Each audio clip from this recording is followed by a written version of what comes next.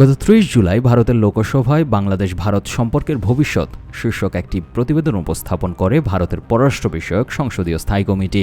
সেখানে মোদী সরকার আনুষ্ঠানিকভাবে কমিটিকে জানায়, শেখ হাসিনাকে ভারতের মাটি ব্যবহার করে কোনো ধরনের রাজনৈতিক কর্মকাণ্ড চালানোর সুযোগ দেওয়া হচ্ছে না। কিন্তু এই প্রতিবেদন প্রকাশের মাত্র কয়েকদিনের মাথায় খবর আসে, আগামী ৫ই অগাস্ট নয়াদিল্লির স্যার মার্ক ট্যালি অডিটোরিয়ামে এফসিসি সাউথ এশিয়া আয়োজিত এক আলোচনা সভায় ভার্চুয়ালি যুক্ত হচ্ছেন শেখ হাসিনা। ক্ষমতাচ্যুতি ২ বছর পর এটি হতে যাচ্ছে প্রথমবারের মতো সরাসরি জনসমক্ষে উপস্থিতি। নগদ নিয়ে এলো হার না মানা হার অফার। সর্বনিম্ন ১০,০০০ টাকা রেমিটেন্স নগদে পাঠালে থাকছে স্বর্ণের হার জেতার সুযোগ।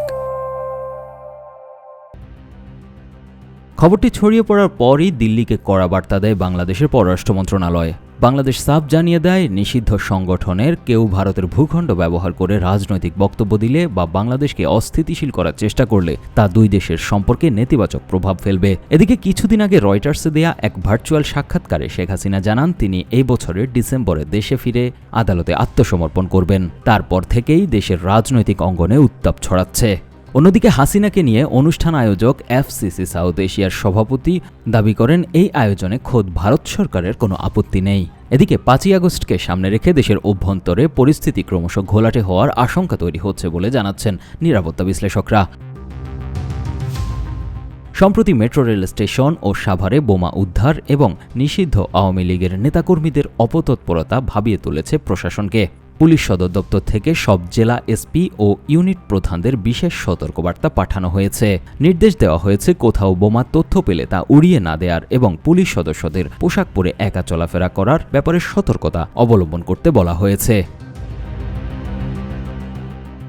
স্বরাষ্ট্রমন্ত্রী সালাউদ্দিন আহমেদ জানিয়েছেন, ৫ই অগাস্টের গুরুত্ব ও বিদ্যমান নিরাপত্তা পরিস্থিতি বিবেচনায় দেশজুড়ে সতর্কতা জোরদারের নির্দেশ দেওয়া হয়েছে। গোয়েন্দা তথ্যের ভিত্তিতে ঢাকা ও আশেপাশের অন্তত ১৩টি জেলায় বাড়ানো হয়েছে পুলিশের বাড়তি টহল। বিশ্লেষকদের মতে, ভারতের সংসদীয় কমিটির নিষেধাজ্ঞা এবং বাস্তবে দিল্লি প্রেস ক্লাব থেকে হাসিনার ভার্চুয়াল উপস্থিতি, এই দ্বৈততা ঢাকা দিল্লি সম্পর্কে এক নতুন মাত্রা টানাপোড়েন তৈরি করছে। তবে দেশে বোমা উদ্ধার ও পুলিশের ব্যাপক নিরাপত্তা প্রস্তুতি প্রমাণ করে ২ বছর আগে যেদিন হেলিকপ্টারে দেশ ছেড়েছিলেন শেখ হাসিনা, সেই ৫ই অগাস্ট এবার শুধু স্মরণের দিন নয়, বরং চরম উত্তেজনা ও অনিশ্চয়তার বার্তা ছড়াচ্ছে।